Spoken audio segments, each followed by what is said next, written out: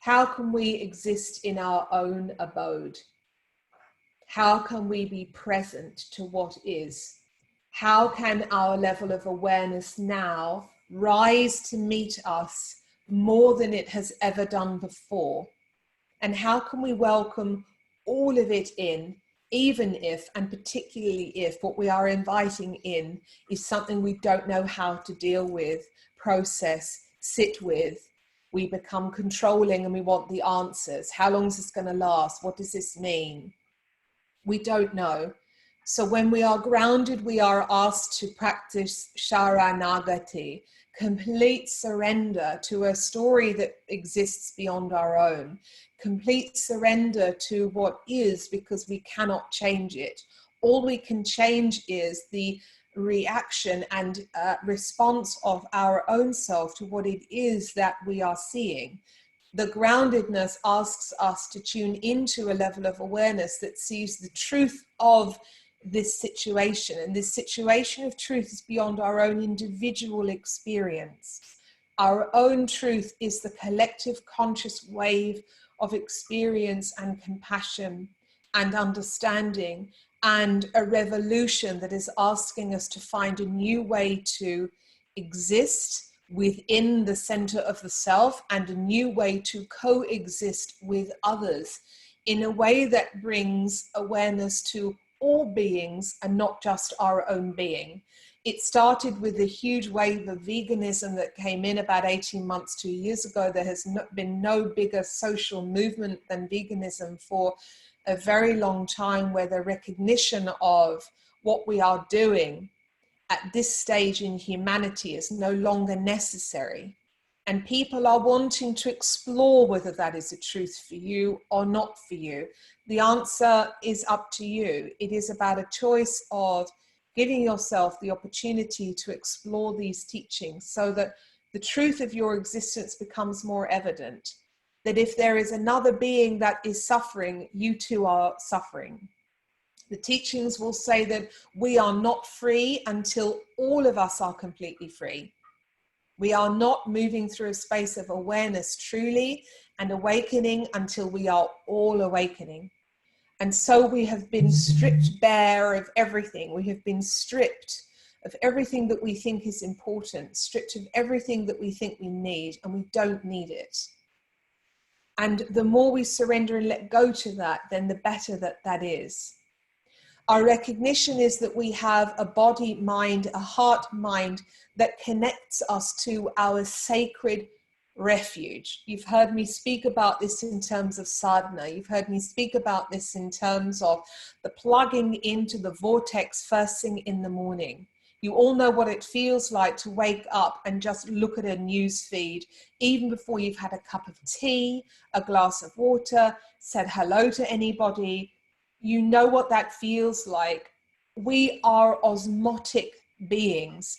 Anyone who, although I don't know if this, I did say to Mum the other day, I was educated by nuns in a convent from 4 to 16. I think I was built for this time, quite frankly, of resilience, because I had to build resilience with them.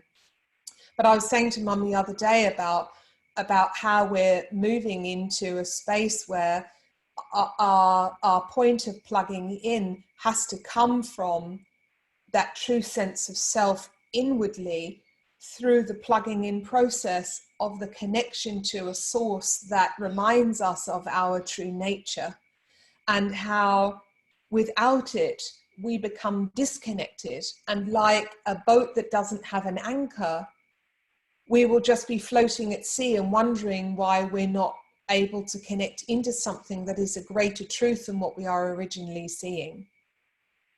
So how can we learn to find our sacred refuge? How can you find a way to plug into a source that is fulfilling and flooding and moving through your being? The osmosis concept is based on when, I don't know if any of you did this in biology, where you had to cut a potato. Again, I don't know if it was just us in the convent, but we had to cut a potato and put the salt on top of the potato to see the absorption of salt into the uncooked potato. and the semi-permeable membranes of the salt going through the inner body of the potato, and then all of a sudden the salt wasn't there anymore and its whole context changed. Did anyone else other than me have to do this in biology? Any nods? No. Oh, good. Thanks, Pip. Not the only crackers one. But did you go to a convent, Pip? I see. She went to a convent, and we've all got to do the potato. Well, all that money's got to go on something, let's face it. So it goes on crops. Anyway, when you think about us as an osmotic being, we too are that semi-permeable membrane. We are absorbing all of this external information, this material. We're processing all of this, and then the process of that is then pushing out into the world our response and digestion of the process of what it is that we are understanding. And our nervous system is doing this all day and every day. And now we're stripped bare. And now we're in our third week, where we're really questioning, okay, well, if I'm at home, how do I want to use this time? What do I want to expose myself to? What do I want to learn? What do I want to deepen my awareness into? What do I need to look at that I've shelved or would rather not look at? Because that semi-permeable membrane is receiving this information all of the time.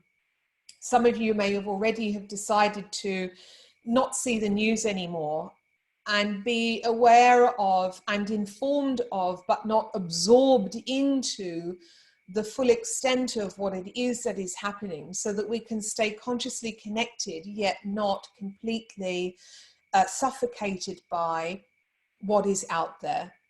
How can we now then create our space?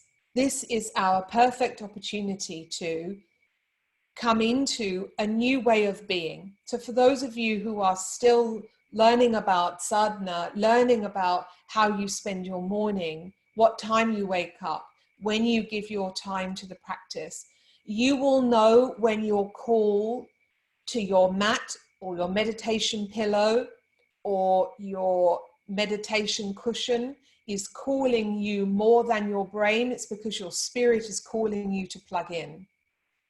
We are sensitive beings, and yet because of the experiences of our lives and the strength we have had to build, we have underestimated and forgotten the childlike sensitivity that we have, the childlike sensitivity to what it is that we are experiencing.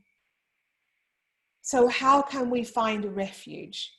And how can our refuge give us that absolute deep truth and trust and knowing that we have the capacity to navigate anything, that we have a heart that is ready for anything, which is what Tara Brach speaks of. Her book, True Refuge, is a really beautiful teaching about how we can walk our spiritual lives as the umbrella that keeps us safe and nurtured when the storm outside is really strong.